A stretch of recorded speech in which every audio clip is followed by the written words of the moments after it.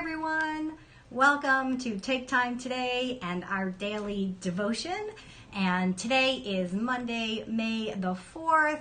And today's topic is wishful thinking. I think this girl might be saying, please, please, please let me grow wings and fly. What are some other wishful thinking phrases that you can think of? How about when we buy weekly lottery tickets? I'm going to win this week. Or what about this statement? I believe in my heart of hearts that if there was going to be a baseball season this year, that the Phillies would definitely win the World Series. Now, I don't know if you're a Phillies fan or a baseball fan even, but some might consider that a statement of wishful thinking. I don't think there is one person in the world that in the last 2 months hasn't spent some time doing a little bit of daydreaming. For me, I have been dreaming about the ways that I believe all of this time of social distancing and stay-at-home orders is actually going to bring people closer together and strengthen our churches. And I think churches are going to grow. And I don't believe that that is wishful thinking. So what's the difference? Wikipedia defines wishful thinking like this. I want to turn my page. I want to say it the right way. According to Wikipedia, wishful thinking describes decision-making and the formation of beliefs based on what might be pleasing to imagine instead of, or rather than, based on evidence, rationality, or even reality. So, like that little emoji that I love to use. Let's check out Matthew, verse 6, chapter 25. This is Jesus speaking. I tell you not to worry about everyday life, whether you have enough food and drink or enough clothes to wear. Isn't life more than food and your body more than clothing?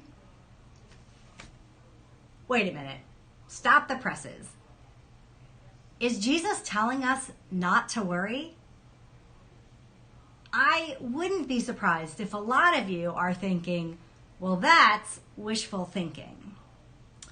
Well,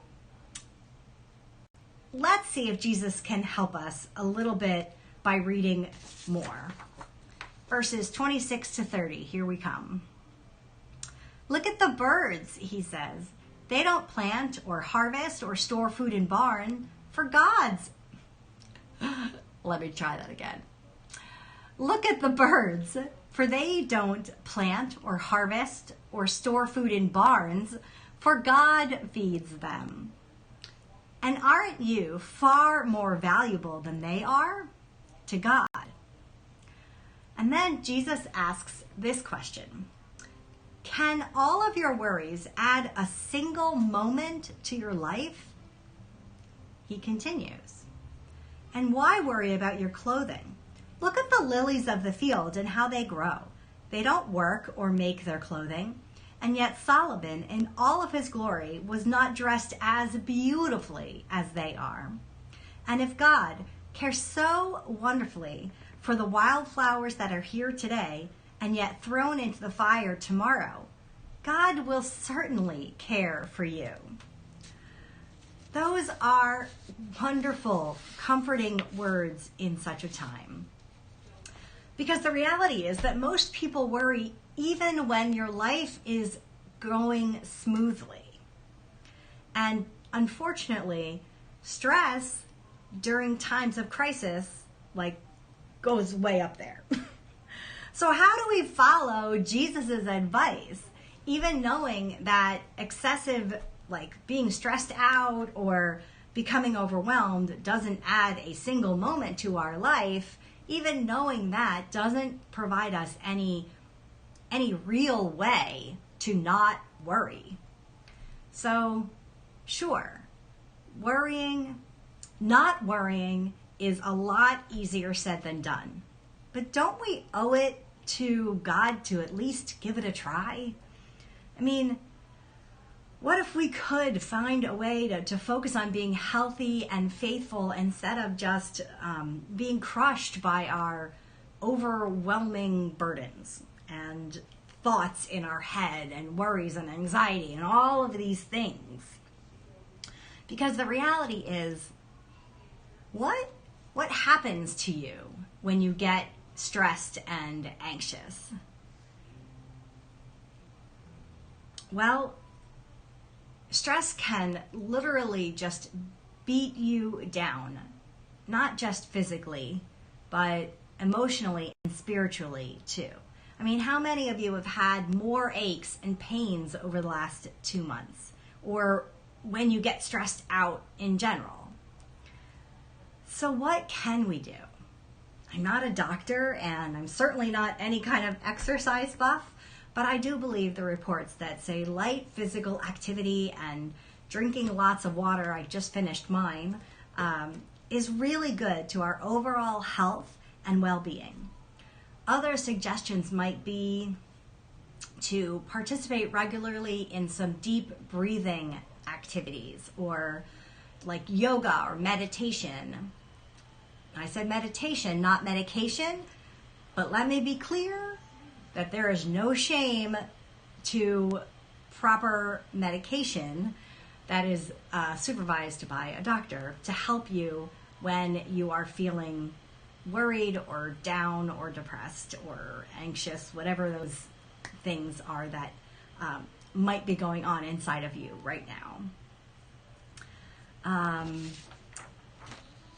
These are coping strategies. One thing that I like to do is listen to uplifting music. What do you find, I don't know, fun or relaxing? Some other ideas might be painting, or like playing with clay or pottery, even video games or journaling or cooking or sewing, baking. These are just some examples. Either way, finding something that helps you cope with stress is critical, because stress, it just robs us of the fruit of the Spirit that I believe comes with knowing God. The fruit would be love, joy, peace, patience, kindness, goodness, faithfulness, gentleness, and self-control. Those are 9 attributes. I don't know why I memorized them, but I think because I think they're really important, and that's why I memorized them. They stuck with me one of the first times that I heard that passage from the book of Galatians. And I look at them as my goals for spiritual maturity. And I think I kind of picture a stairwell with each step being one of those words. And there's not a particular order to those steps, but you can work on feeling loved and being loved and having peace and being gentle. And as you get higher, you get closer to God. But stress and anxiety and worry, it kind of just grabs a hold of me on these steps and throws me back to the ground. So you want to get a hold of that stress before it gets a hold of you. So that's my message for today. Try not to worry. Have faith and find a hobby. Believe that God is there to care for you. And that is not wishful thinking. I have a video blessing that I'm going to share with you this morning. It is called A Blessing in the Chaos, and I hope that you enjoy it.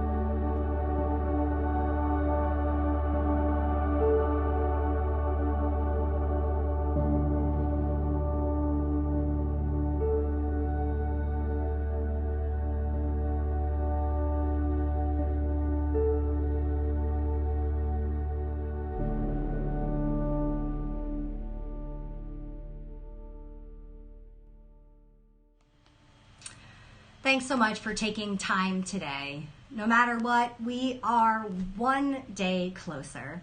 Goodbye for now, and see you tomorrow.